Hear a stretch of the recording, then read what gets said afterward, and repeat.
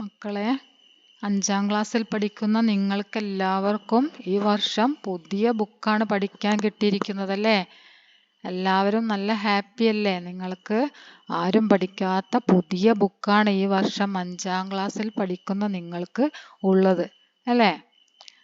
അപ്പോൾ നിങ്ങൾക്ക് അക്ഷരം അറിയാമോ? 5ാം ക്ലാസ് മുതലാണ് നമ്മൾ ഹിന്ദി തുടങ്ങുന്നത്. അക്ഷരം അറിയാമോ നിങ്ങൾക്ക്? നമുക്ക് ആദ്യം അക്ഷരത്തിൽ നിന്ന് തുടങ്ങാം. ഇതാണ് നിങ്ങളുടെ ബുക്ക്. പുതിയ ബുക്കാണിത്.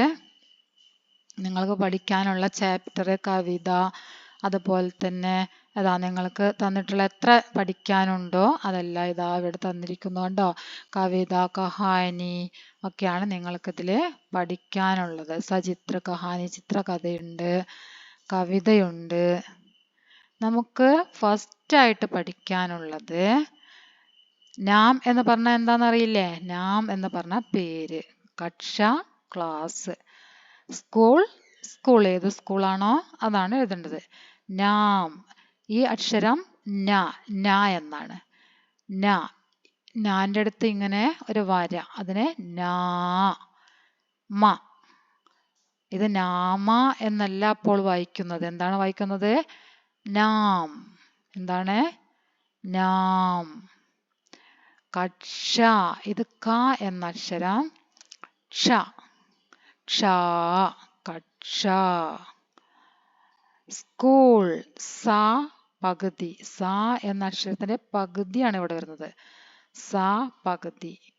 ക, കൂ, സ്കൂ. ഇത് ല എന്ന അക്ഷരമാണ്, ല. പക്ഷെ ഇത് ലാസ്റ്റ് വരുമ്പം ഇൽ എന്നാണ് ഉച്ചരിക്കുന്നത്. സ്കൂൾ. എന്താണ്? സ്കൂൾ. ഇനി നമുക്ക് നിങ്ങളുടെ ചാപ്റ്റർ ഒന്ന് നോക്കാം. ഇക്കായി 1. ഇക്കായി 1 എന്ന് പറഞ്ഞാൽ എന്താ? ഇക്കായി 1 യൂണിറ്റ് 1, ഒന്നാമത്തെ യൂണിറ്റ് ആണ്. ഈ എന്ന അക്ഷരമാണിത്. ഈ കുട്ടികൾ ശ്രദ്ധിച്ച് മനസ്സിലാക്കുക എങ്ങനെയാണ് ഈ എഴുതിയിരിക്കുന്നതെന്ന്. നിങ്ങൾ പഠിക്കുന്ന സമയത്ത് തന്നെ 5ാം ക്ലാസ്സിൽ നിന്ന് തന്നെ അക്ഷരങ്ങളൊക്കെ നന്നായിട്ട് തറവാക്കുക, നന്നായിട്ട് പഠിക്കുക. നന്നായിട്ട് അക്ഷരങ്ങൾ പഠിച്ച് ചിഹ്നങ്ങളൊക്കെ നന്നായിട്ട് പഠിച്ചു പോയാൽ ഹിന്ദി നിങ്ങൾക്ക് യാതൊരു ബുദ്ധിമുട്ടുമില്ലാതെ പഠിക്കാൻ പറ്റും. നിങ്ങൾ ആദ്യം തന്നെ അക്ഷരങ്ങൾ പഠിക്കുകയാണ് വേണ്ടത്. അക്ഷരങ്ങൾ പഠിക്കണം, അതിനുശേഷം ചിഹ്നങ്ങൾ പഠിക്കണം. ആദ്യമേ എല്ലാം കൂടെ പഠിക്കാൻ ശ്രമിക്കരുത് ഒരിക്കലും. ആദ്യം തന്നെ നിങ്ങൾ അക്ഷരങ്ങൾ പഠിക്കുക. അക്ഷരം പഠിച്ചിട്ട് അതിനോട് കൂടി ഓരോ ചിഹ്നങ്ങൾ ചേർത്ത് എങ്ങനെയാണ് വായിക്കേണ്ടത് എന്ന് പഠിക്കുക. പിന്നീട് കൂട്ടി വായിക്കാൻ പഠിക്കുക. പിന്നെ വായിച്ച് സ്പീഡാക്കുക. അങ്ങനെ നിങ്ങൾക്ക് ഹിന്ദി വളരെ എളുപ്പമായിരിക്കും. വായിച്ച് പഠിച്ചു കഴിഞ്ഞാൽ പിന്നെ എന്താണ്, മീനിങ് ഒക്കെ പഠിച്ച് നിങ്ങൾ നല്ല കുട്ടികളായിട്ട് ഹിന്ദിയിൽ ഫുൾ മാർക്ക് വാങ്ങാൻ യോഗ്യരാവും. ഈ അക്ഷരം ഇ, ക, കാ, ഈ, ഇക്കായി. ഇത് ദ എന്ന അക്ഷരമാണ്. ദ. ഇത് ഊ ചിഹ്നം, ദു. ല, ലാ, ര. രാന്റെ മുകളിൽ ഈ ചിഹ്നം വന്നാൽ രേ. എന്താണ് വായിക്കുന്നത്? രേ. ഒന്നിച്ച് വായിക്കാം. ദുലാരേ. എന്താണ്? ദുലാരേ. ദുലാരേ. ഇത് പ എന്ന അക്ഷരമാണ്. പ. ല, പൽ. ദുലാരേ പൽ. ദുലാരേ പൽ. എന്താണ് ദുലാരേ പൽ എന്ന് പറഞ്ഞാല്? പൽ എന്ന് പറഞ്ഞാൽ നിമിഷം. പൽ എന്താണ്? നിമിഷം. ദുലാരേ പ്രിയപ്പെട്ട നിമിഷങ്ങൾ. പ്രിയപ്പെട്ട നിമിഷങ്ങൾ. ദുലാരേ പൽ. ഇതൊരു കവിതയാണ്. എന്താണ് കവി ഇവിടെ പറഞ്ഞിരിക്കുന്നത് എന്ന് നമുക്ക് നോക്കാം. പ്രയാഗ് ശുക്ലയാണ് ഈ കവിത എഴുതിയിരിക്കുന്നത്. ആരാണ്? പ്രയാഗ് ശുക്ല. ആരാണ്? പ്രയാഗ് ശുക്ലയാണ് ഈ കവിത എഴുതിയിരിക്കുന്നത്. കവിതയുടെ പേരെന്താണ്? ധൂപ് ആ ഗയി. നേരത്തെ നമ്മൾ ഈ എന്ന അക്ഷരമൊക്കെ പഠിച്ചു അല്ലേ? ധൂപ്, ഈ അക്ഷരം ദായാണ്. ധനം എന്നൊക്കെ ദ ഉണ്ടല്ലോ, അതാണിത്. ദാക്ക് അടിയിൽ ഊ എന്ന ചിഹ്നമാണ് വെച്ചിരിക്കുന്നത്. ദൂ, ദ, ദാന്റെ അടിയിലുള്ള ചിഹ്നം ഊ. എന്താണ് വായിക്കുന്നത്? ദൂ. പായാണ് ധൂപ്. ധൂപ്. നമ്മൾ വായിക്കുന്ന സമയത്ത് ഒരു ശബ്ദിനെ അതിൻ്റെ ലാസ്റ്റ് വരുന്ന അക്ഷരം, അതായത് ഇവിടെ ലാസ്റ്റ് വന്നിരിക്കുന്നത് പ എന്നാണ് അല്ലേ? പ. പക്ഷെ നമ്മൾ ധൂപ എന്നല്ല ഇവിടെ വായിക്കുന്നത്. പായാണ് വന്നിരിക്കുന്നതിന് ധൂപ്. പ് ഈ ചിഹ്നം വെച്ചിട്ടാണ് നമ്മൾ വായിക്കുന്നത്. കാരണം ഇവിടെ ഒരു ചിഹ്നവുമില്ല, അക്ഷരം മാത്രമാണുള്ളത്. ഈ അക്ഷരം മാത്രം നിൽക്കുമ്പോൾ അതിനെ എങ്ങനെ വായിക്കണം? എന്ന ചിഹ്നം കൊടുത്തിട്ട് വേണം വായിക്കാൻ. ധൂപ്. എന്താണ്? ധൂപ്. ധൂപ് ആ ഗയി. ധൂപ് ആ ഗയി. എന്താണ് ധൂപ് ആ ഗയി എന്ന് പറഞ്ഞാല്? സൂര്യൻ വന്നിരിക്കുന്നു. അതായത് ധൂപ് എന്ന് പറഞ്ഞാൽ വെയില് എന്നാണ് അർത്ഥം.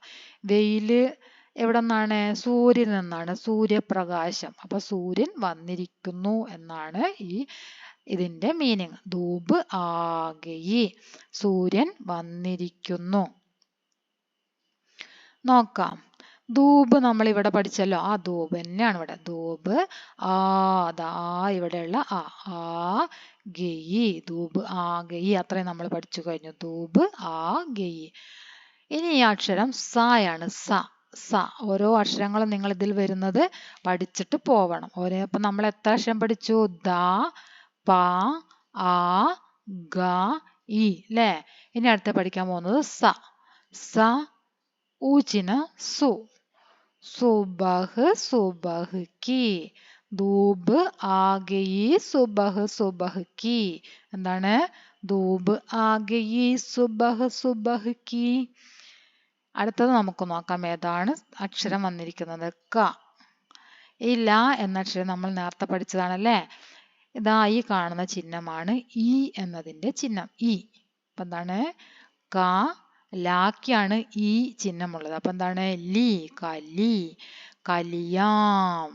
കലിയാം. ഇത് യ എന്ന അക്ഷരമാണ്. കലിയാം. യ. യ. യ.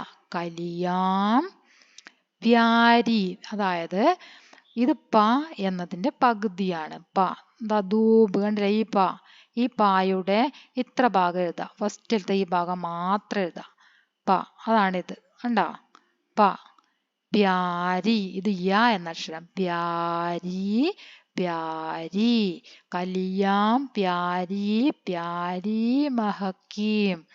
മഹക്കീം. കലിയാം. പ്യാരി. പ്യാരി. മഹക്കീം. കലിയാം എന്ന് പറഞ്ഞാൽ, കലി എന്ന് പറഞ്ഞാൽ പൂമൊട്ടാണ്. പൂമൊട്ട്. കലിയാം. പൂമൊട്ടുകൾ. അതായത് പൂമൊട്ടുകൾ വിരിയൂലേ? പൂക്കളായിട്ട് വിരിയും. വിരുന്ന സമയത്ത് എന്തുണ്ടാവുക? പൂക്കൾ വിരിയുമ്പോൾ നല്ല സ്മെല്ല് ഉണ്ടായിരിക്കും അല്ലെ? സുഗന്ധം. മഹക്കീം എന്ന് പറഞ്ഞാല് സുഗന്ധം. അതായത് പൂക്കള് എങ്ങനെയാണ്? പൂക്കളിന്റെ മധുരമായ സുഗന്ധം. പൂക്കൾക്ക് നല്ല സുഗന്ധമുണ്ട്. ഈ വെയിൽ വന്നു, അതായത് സൂര്യൻ ഉദിച്ചു, സൂര്യൻ വന്നു. സുബഹ്. സുബഹ് രാവിലെ തന്നെ സൂര്യൻ വന്നു. സുബഹ്. സുബഹ് അതിരാവിലെ. അതിരാവിലെ സൂര്യൻ വന്നു. പൂമൊട്ടുകളെല്ലാം വിരിഞ്ഞിട്ട് നല്ല സുഗന്ധമുണ്ടായി. കലിയാം. ക്യാരി. ക്യാരി. മഹക്കീം. കലിയാം നമ്മളിവിടെ പഠിച്ചു അല്ലെ? കലിയാം. ക്യാരി. ഇത് ക എന്ന അക്ഷരത്തിന്റെ പകുതിയാണ്. ഈ ക. കായുടെ പകുതി ഇതുവരെ എഴുതാം. അതുവരെ എഴുതും. ഈ ആരോ വെച്ച ആ ഭാഗമില്ല, ബാക്കി ഭാഗം എഴുതും. കാന്റെ പകുതി അത്ര വരെ എഴുതും. അതാണ് ക്യാരി. ക്യാരി. ക്യാരി. മഹക്കീം. ക്. ഉണ്ടാ? ക്. പിന്നെ യ. ക്യാരി. ക്യാരി. മഹക്കീം. മഹക്കീം നമ്മളോട് പഠിച്ചതാണ്. കലിയാം. ക്യാരി. ക്യാരി. മഹക്കീം. അപ്പൊ എന്താണ്? പൂമൊട്ടുകളെല്ലാം എങ്ങനെയാണ്? നല്ല സുഗന്ധം പരത്തുന്നു. കലിയാം. ഇത്തനീ സാരി മഹക്കീം. കലിയാം. നമ്മളിവിടെയൊക്കെ കലിയാം പഠിച്ച്. കലിയാം. കലിയാം. കലിയാം പഠിച്ചല്ലേ? ഇവിടെ എത്തിയപ്പോഴത്തേക്ക് നമ്മൾ നന്നായിട്ട് പഠിച്ചു. കലിയാം. കലിയാം. ഇത്തനി. ഈ നമ്മൾ നേരത്തെ പഠിച്ച അക്ഷരാണ് ന. നാം എന്നതിൽ പഠിച്ചതാണ് ന. ന ഇങ്ങനെ വള്ളി ഇട്ടാൽ നീ. മലയാളത്തിൽ നമ്മൾ എങ്ങനെയാണോ വള്ളി ഇട്ടിട്ടൊക്കെ എഴുതുന്നത് അതുപോലെ തന്നെ. പിന്നെ ഇത് ത എന്ന അക്ഷരം. ഇത്തനി, കലിയാം, ഇത്തനി, സാരി, സ നമ്മൾ നേരത്തെ പഠിച്ചാണ് ഈ അക്ഷരം. സ സുബഹിൽ പഠിച്ചതാണ് സ. സാരി, മഹക്കീം, കലിയാം, പൂമൊട്ടുകൾ. ഇത്രയും നന്നായിട്ട് സുഗന്ധം പരത്തുന്നു. അതായത് നല്ല ഗന്ധം അവിടെ ആകെ പൂ വിരിഞ്ഞിട്ട് ആ പ്രദേശത്തിൽ ആ ഭാഗത്താകെ എന്താണ് നല്ല ഗന്ധം പരത്തുന്നു. നോക്കാം ഒന്നുകൂടെ നമുക്ക് ആദ്യം മുതലേ. എന്റെ കൂടെ വായിച്ചോളൂ ട്ടാ. ധൂപ് ആഗയി, ധൂപ് ആഗയി. പ്രയാഗ് ശുക്ലയാണ് ഈ കവിത എഴുതിയിരിക്കുന്നത്. ധൂപ് ആഗയി സുബഹ് സുബഹ് की, കലിയാം ക്യാരി പ്യാരി മഹക്കീം. കലിയാം ക്യാരി ക്യാരി മഹക്കീം, കലിയാം ഇത്തനി സാരി മഹക്കീം. ഒന്നുകൂടെ നോക്കാം. ധൂപ് ആഗയി സുബഹ് സുബഹ് की, കലിയാം പ്യാരി പ്യാരി മഹക്കീം. കലിയാം ക്യാരി ക്യാരി മഹക്കീം, കലിയാം ഇത്തനി സാരി മഹക്കീം. പഠിച്ചില്ലേ?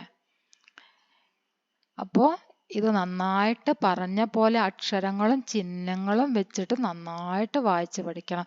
കാണാപ്പാഠം ഒരിക്കലും പഠിക്കരുത്. കാണാതെ പഠിക്കാനേ പാടില്ല. അക്ഷരങ്ങൾ നോക്കുക. ഇത് ദായാണ്. ഇനി നിങ്ങളൊരു നോട്ട്ബുക്ക് എടുക്കുക, എന്നിട്ട് അരികിൽ തന്നെ വെക്കുക. ഫസ്റ്റ് പഠിക്കുന്ന സമയത്തൊന്ന് ശ്രദ്ധിച്ച് പഠിച്ചു കഴിഞ്ഞാൽ നിങ്ങൾക്ക് യാതൊരു ബുദ്ധിമുട്ടും ഉണ്ടായിരിക്കില്ല. കാരണം ഞാനിങ്ങനെ പറയാനുള്ള കാരണം നിങ്ങൾ ശ്രദ്ധിക്കണം. 10ാം ക്ലാസ്സിൽ എത്തിയിട്ട് പോലും ഹിന്ദി വായിക്കാൻ അറിയാത്ത ഒരുപാട് കുട്ടികളെ കാണുന്ന ആളാണ് ഞാൻ. അതുകൊണ്ടാണ് ഞങ്ങളോട് പ്രത്യേകം പറയുന്നത് 5ാം ക്ലാസ്സിൽ നിന്നേ ശ്രദ്ധിച്ച് പഠിച്ചു കഴിഞ്ഞാൽ ഒരിക്കലും ഹിന്ദി നിങ്ങൾക്കൊരു പ്രയാസവുമാവില്ല. ഇത് നിങ്ങളൊരു നോട്ട്ബുക്ക് എടുത്ത് തന്നെ വെക്കുക. ദ എന്ന് എഴുതുമ്പോൾ ദ എഴുതിയിട്ട് അതിനെ മലയാളത്തിൽ ദ അങ്ങനെ എഴുതാം. പ മലയാളത്തിൽ പ അങ്ങനെ എഴുതി പഠിക്കുക. നോട്ട്ബുക്ക് വെച്ചിട്ട് എഴുതി പഠിക്കുക. അങ്ങനെ ഓരോ അക്ഷരങ്ങളും നിങ്ങൾ പഠിച്ച് എല്ലാ അക്ഷരങ്ങളും ചിഹ്നങ്ങളും നിങ്ങൾ പഠിക്കുന്നതായിരിക്കും. മനസ്സിലായോ? ഓക്കെ, ഇനി നമുക്ക് അടുത്ത ക്ലാസ്സിൽ കാണാം. ഇത് അത്രയും നന്നായിട്ട് നിങ്ങൾ വായിച്ച് പഠിക്കുക. ക്ലാസ് ഉപകാരപ്പെട്ടെങ്കിൽ നിങ്ങൾ ലൈക്ക് ചെയ്യുക, കമൻറ്റ് ചെയ്യുക, അതുപോലെ തന്നെ ഷെയർ ചെയ്യുക, സബ്സ്ക്രൈബ് ചെയ്യുക.